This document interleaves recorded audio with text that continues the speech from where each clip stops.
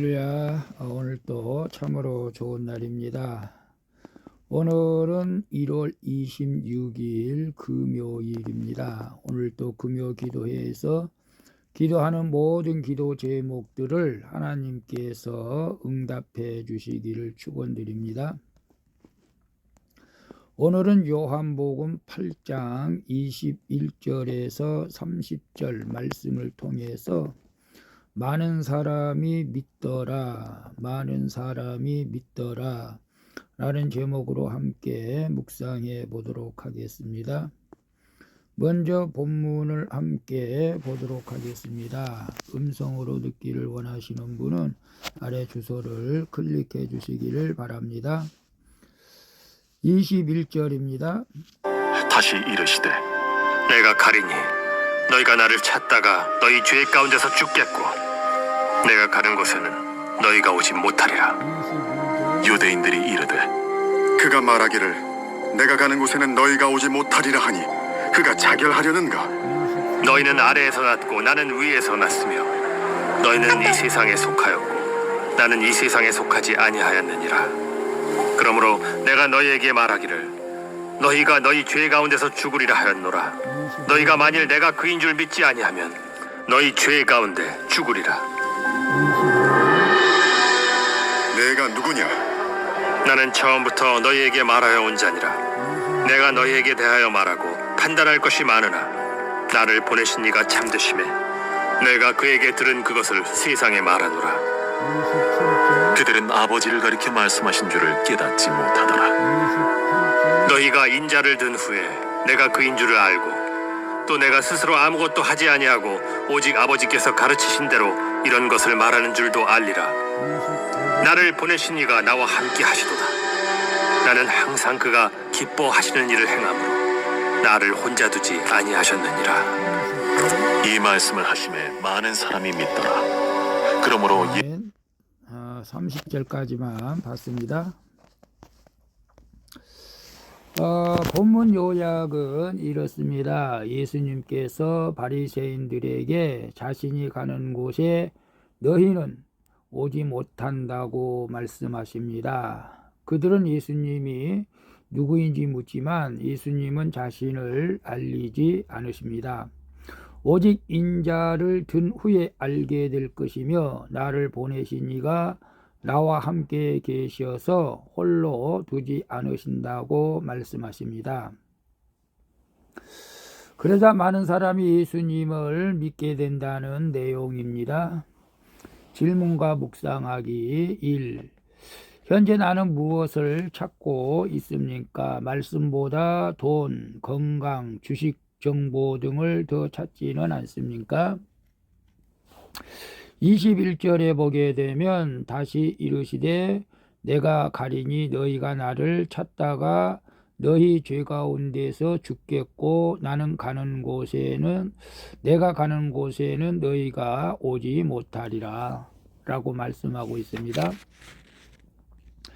여전히 믿지 않는 사람들에게 예수님이 다시 말씀하고 계신 것입니다. 믿지 않는 그들은 결국 자기 죄 가운데 죽게 될 것이기 때문이죠.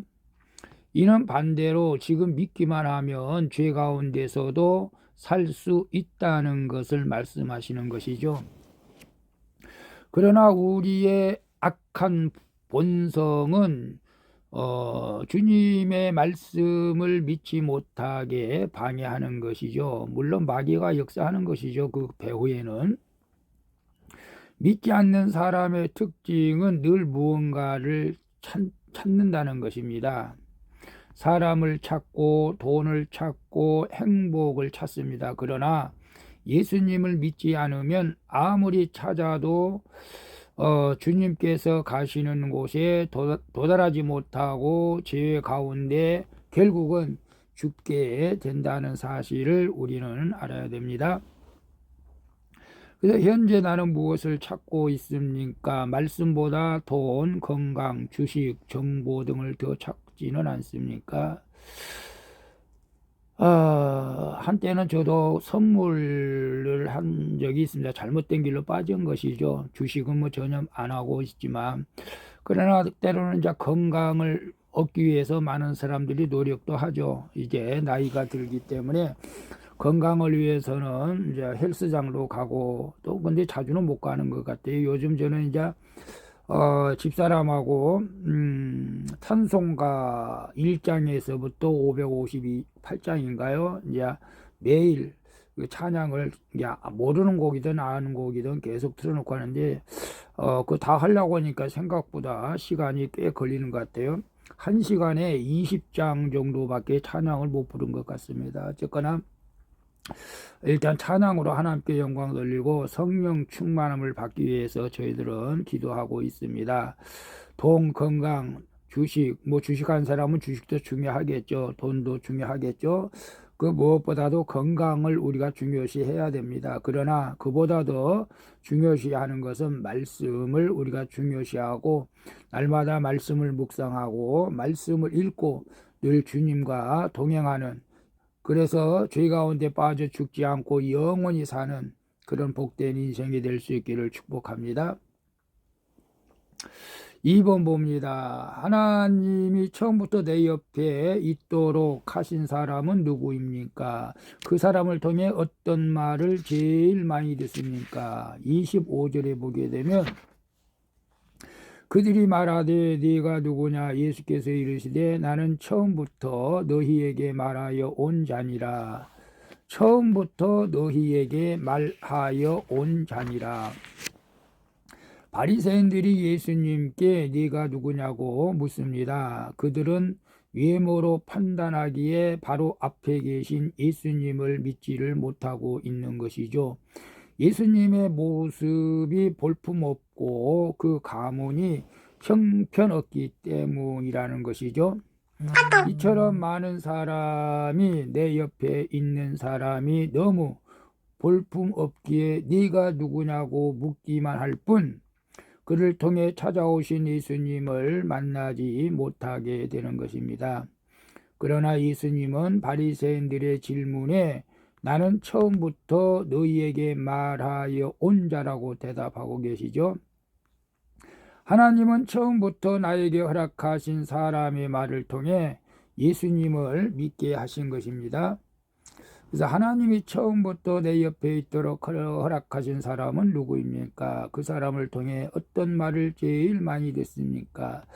처음부터라면 언제부터일까요? 뭐 태어나면서부터보다도 내가 이성을 갖고 이제 세상을 살아갈 때에 주변에 허락한 사람들이 있겠죠. 저는 여러분들에게 믿음의 사람들이 있기를 축복합니다. 저 같은 경우는 배우자가 가장 저는 처음부터 내 옆에 있도록 허락하신 사람이라고 믿습니다. 근데 여러분들은 친구가 될 수도 있겠고 때로는 뭐 이웃이 될 수도 있겠지만은 그러면 그런 사람들에게 주로 어떤 말을 많이 듣습니까? 우리 예수님은 처음부터 바리새인들과 서기관들, 유대인들에게 복음을 전하러 왔었죠. 그러나 그들이 복음을 받아들이질 않았습니다.